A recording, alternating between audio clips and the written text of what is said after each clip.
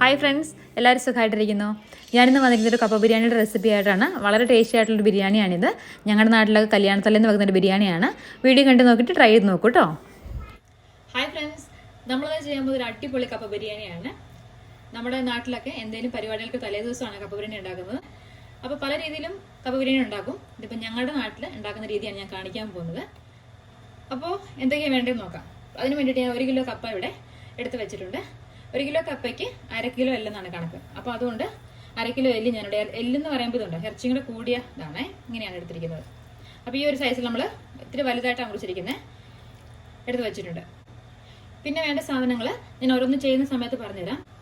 നമുക്ക് ആദ്യം എല്ലൊന്ന് വേവിച്ചെടുക്കണം. അപ്പം നമ്മൾ എല്ല് വേവിക്കുന്ന പാത്രത്തിലേക്ക് ഇതിനിട്ട് കൊടുക്കുന്നുണ്ട്. ഞാനിവിടെ 6 വെളുത്തുള്ളി ചെറുതാക്കി അരിഞ്ഞ് വെച്ചിട്ടുണ്ട്. 1 ഇഞ്ച് നീളമുള്ള ഒരു ഇഞ്ചി ഞാനിങ്ങനെ അരിഞ്ഞ് വെച്ചിട്ടുണ്ട്. അത് രണ്ടും ചേർത്ത് കൊടുക്കുന്നുണ്ട്. ഇത് വഴറ്റേണ്ട കാര്യമൊന്നുമില്ല. ഞാനിവിടെ എടുത്തിരിക്കുന്നത് 2 സവാളയാണ്. അത് അരിഞ്ഞ് വെച്ച് ഞാൻ എല്ലാം ചേർത്ത് കൊടുക്കുന്നുണ്ട്. പകുതി നമുക്ക് അവിടെ വെക്കാം, പകുതി നമുക്ക് പിന്നീട് ചേർക്കാനുള്ളതാണ്. പിന്നെ ചേർക്കുന്നത് ഒരു 3 ചെറിയ പച്ചമുളക്. എരിവിന് നമ്മൾ വേറെ മസാല ചേർക്കുന്നുണ്ട്, അതുകൊണ്ട് പച്ചമുളക് എരിവ് നോക്കി വേണം ചേർക്കാനായിട്ട്. പിന്നെ ഒരു 2 കറിവേപ്പില. പിന്നെ ചേർക്കാൻ പോകുന്ന മസാലകളാണ്. എന്തൊക്കെയാണെന്ന് ഞാൻ പറയാം. ഇത് 1.5 ടേബിൾ സ്പൂൺ ഇറച്ചി മസാലയാണ്. പിന്നെ വേണ്ടത് 1.5 ടേബിൾ സ്പൂൺ മല്ലിപ്പൊടി, 1 ടേബിൾ സ്പൂൺ മുളക് പൊടി, 1/2 ടീസ്പൂൺ ഗരം മസാല, ഒരു 1/2 ടീസ്പൂൺ മഞ്ഞൾപ്പൊടി, ഒരു 1/2 ടീസ്പൂൺ പെരിഞ്ജീരകം. ഇത്രയും സാധനങ്ങൾ നമ്മൾ ഈ എല്ലാം ഇട്ടിട്ട് കൊടുക്കുകയാണ്. അതിനുശേഷം നമുക്ക് 1 ടേബിൾ സ്പൂൺ എണ്ണ ചേർത്ത് കൊടുക്കാം. എന്നിട്ട് നന്നായിട്ടൊന്ന് മിക്സ് ചെയ്യണം. അപ്പോൾ ഞാൻ 1 ടേബിൾ സ്പൂൺ എണ്ണ ചേർത്ത് കൊടുക്കുന്നുണ്ട്. ഇനി കൈ വെച്ചിട്ട് കുറച്ച് ഉപ്പും കൂടെ ചേർത്ത് നന്നായിട്ടൊന്ന് മിക്സ് ചെയ്തെടുക്കാം.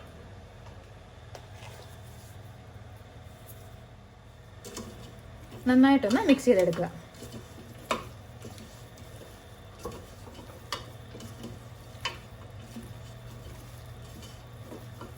നിങ്ങൾക്കിത് പ്രഷർ കുക്കറിലാണെങ്കിലും ചെയ്തെടുക്കാം. പക്ഷെ ഞാനിപ്പോൾ ഇങ്ങനെയാണ് ചെയ്യുന്നത്. അപ്പോൾ ഞാൻ എൻ്റെ എല്ല് നന്നായിട്ട് മിക്സ് ചെയ്ത് വെച്ചിട്ടുണ്ട്. അപ്പോൾ നമുക്ക് ഇതിനകത്ത് കുറച്ച് വെള്ളം ചേർത്ത് കൊടുക്കണം. ഇറച്ചിക്കകത്ത് വെള്ളമുണ്ട് എങ്കിലും നമുക്ക് ഈ കപ്പ ഒന്ന് വെന്ത് കിട്ടുമ്പം കപ്പ ചേർത്ത് കൊടുക്കുന്ന സമയത്ത് കുറച്ച് വെള്ളം അധികം വേണം. അതുകൊണ്ട് 2 കപ്പ് ചൂടുവെള്ളം ചേർത്ത് കൊടുക്കുന്നുണ്ട്.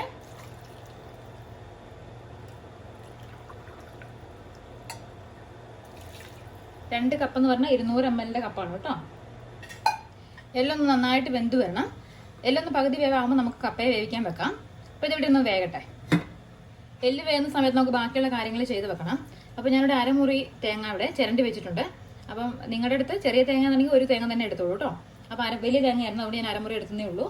പിന്നെ കുറച്ച് ചെറിയുള്ളി ഒന്ന് അരിഞ്ഞ് വെക്കണം. അപ്പോൾ ഞാനിവിടെ ഒരു 6-7 ചെറിയുള്ളി ഈ ചെറുതാക്കി ഇങ്ങനെ അരിഞ്ഞ് വെച്ചിട്ടുണ്ട്. അപ്പോൾ ഇത്രയും സാധനങ്ങൾ നമുക്ക് റെഡിയാക്കി വെക്കണം ഈ സമയത്ത്. അപ്പോൾ നമ്മുടെ ബീഫ് ഇവിടെ വെന്ത് തുടങ്ങിയിട്ടുണ്ട്. നമുക്കതിനെ അടച്ച് തന്നെ വെക്കാം. ഈ കപ്പ വേവിക്കണം. കപ്പ വേവിക്കാൻ ശ്രദ്ധിക്കേണ്ട ഒരു കാര്യം, നമ്മൾ ആദ്യമായിട്ടൊക്കെ വേവിക്കുന്നവരെന്നുണ്ടെങ്കിൽ ചിലപ്പം സംശയം ഉണ്ടാകും. കാരണം ചില കപ്പകൾക്ക് കയ്പ്പ് ചുവ ഉണ്ടാവും. കട്ട് ചുവ എന്നൊക്കെ പറയും, കയ്പ്പ് ചുവ ഉണ്ടാവും. അപ്പോൾ അതുകൊണ്ട് കപ്പേനെ നമ്മൾ ക്ലീൻ ചെയ്ത് വെച്ച സമയത്ത് ജസ്റ്റ് എടുത്ത് ഒരു പീസ് എടുത്ത് കഴിച്ച് നോക്കുക. അപ്പോൾ കയ്പ്പ് ചുവയ്ക്കുന്നുണ്ടെങ്കിൽ ഒരു പ്രാവശ്യം തിളപ്പിച്ച ശേഷം ആ വെള്ളം ഊറ്റി കളഞ്ഞിട്ട് വീണ്ടും വെള്ളം ഒഴിച്ചിട്ട് വേണം കപ്പേനെ വേവിക്കാനായിട്ട്. ഇല്ലാന്നുണ്ടെങ്കിൽ കപ്പയ്ക്ക് കയ്പ്പ് ഉണ്ടാവും കേട്ടോ. പ്രത്യേകം ശ്രദ്ധിക്കണം ആ കാര്യം. അപ്പോൾ ഞാൻ ഈ കപ്പ കഴിച്ച് നോക്കി, എനിക്ക് കയ്പൊന്നുമില്ല. അപ്പോൾ അതുകൊണ്ട് ഇതിനെ വേവിക്കാൻ വെക്കുകയാണ് ഈ സമയത്ത്. കപ്പ വേവിക്കുന്ന സമയത്ത് ഇപ്പം തന്നെ നമുക്ക് വേണമെങ്കിൽ ഉപ്പ് ചേർത്ത് കൊടുക്കാം. അല്ലാന്നുണ്ടെങ്കിൽ കപ്പ വെന്ത് വരുന്ന സമയത്തായാലും ചേർക്കാൻ കുഴപ്പമില്ല കേട്ടോ. പക്ഷെ നമ്മളിപ്പം കുറച്ച് മഞ്ഞൾപ്പൊടി ചേർത്ത് കൊടുക്കണം. അപ്പോൾ ഒരു 1/4 ടീസ്പൂൺ മഞ്ഞൾപ്പൊടി ഞാനിവിടെ ചേർത്ത് കൊടുക്കുന്നുണ്ട്. ഈ സമയത്ത് നമ്മൾ നേരത്തെ എടുത്ത് വെച്ചിരിക്കുന്ന തേങ്ങ ഉണ്ടല്ലോ, അപ്പോൾ തേങ്ങയും കൂടി ഒന്ന് വറുത്തെടുക്കണം. അതായത് നമ്മൾ വറുത്തരയ്ക്കാനൊക്കെ ചെയ്യത്തില്ലേ എന്ന് പറഞ്ഞാൽ തേങ്ങ നന്നായിട്ടൊന്ന് വറക്കണം. അപ്പോൾ അതിനുവേണ്ടി ഞാനൊരു പാൻ വെച്ച് കൊടുത്തിട്ടുണ്ട്. നമുക്ക് തേങ്ങ ഈ പാനിലേക്ക് ഇട്ട് കൊടുക്കാം.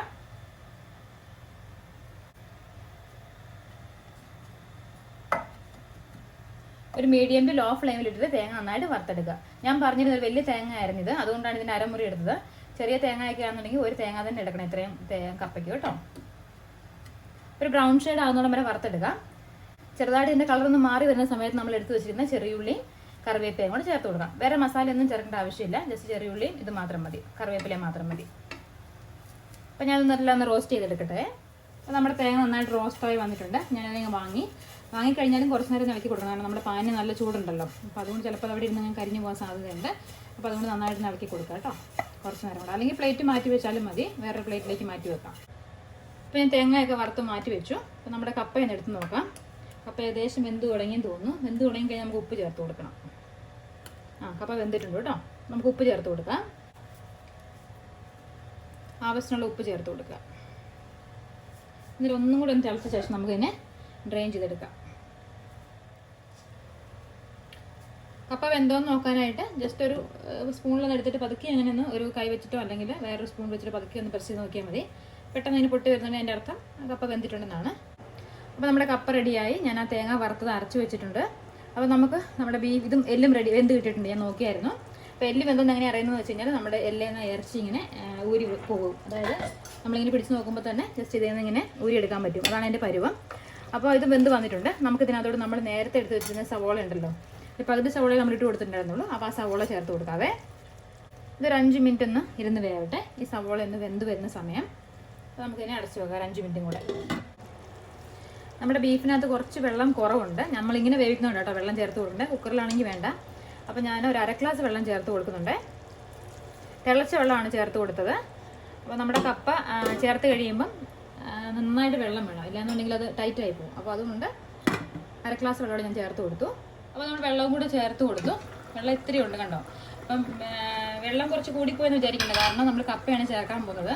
അപ്പോൾ ഇത്തിരി ലൂസ് കൺസിസ്റ്റൻസിയാണ് നമ്മുടെ എല്ലും കപ്പ എന്ന് പറയുന്നത്. അപ്പോൾ അതുകൊണ്ട് ഇച്ചിരി വെള്ളം കൂടി ഇരുന്നാലും നമ്മൾ കപ്പ ചേർത്ത് കഴിയുമ്പോൾ കറക്റ്റ് പരുവത്തിൽ കിടത്തുള്ളൂ. അപ്പോൾ നമുക്കിനി ഒന്ന് ഫ്ലെയിം കുറച്ച് വെച്ചിട്ട് നമ്മൾ വേവിച്ച് വെച്ചിരുന്ന കപ്പ ചേർത്ത് കൊടുക്കാം. സൂക്ഷിച്ചിടണം, കൈ പൊള്ളാതെ.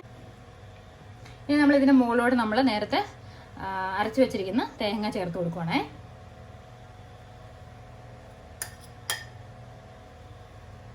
ജസ്റ്റ് ആ കപ്പയുടെ മുകളിൽ ഇങ്ങനെ ഒന്ന് സ്പ്രെഡ് ചെയ്തിട്ട് വെക്കുക. എന്നിട്ട് നമുക്കിതൊന്ന് അടച്ചു വെക്കാം. ഇനി ഇതിനകത്തുള്ള വെള്ളം ഉണ്ടല്ലോ, അത് തിളച്ചിട്ട് ഈ കപ്പയുടെ ഈ സൈഡ് ഭാഗങ്ങളിലെല്ലാം കയറി വരും. ആ സമയത്താണ് നമുക്ക് കപ്പ ഇളക്കേണ്ടത്.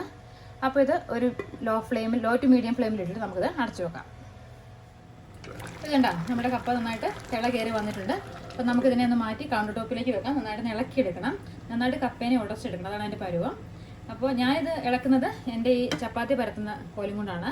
നിങ്ങൾക്ക് ഇനി കപ്പ ഇളക്കുന്ന കോല് വരെ ഉണ്ടെങ്കിൽ അങ്ങനെ ചെയ്യാം. ഇല്ലാന്നുണ്ടെങ്കിൽ കട്ടിയുള്ള തവി വെച്ചിട്ടോ അങ്ങനെ വേണമെങ്കിലും ചെയ്തെടുക്കാം കേട്ടോ. അപ്പോൾ നമുക്കിതിനെ ഇളക്കിയെടുക്കാം. അപ്പം ഇങ്ങനെ ഒന്ന് നന്നായിട്ട് കപ്പേനെ ഇങ്ങനെ ഉടച്ചെടുക്കണം കേട്ടോ.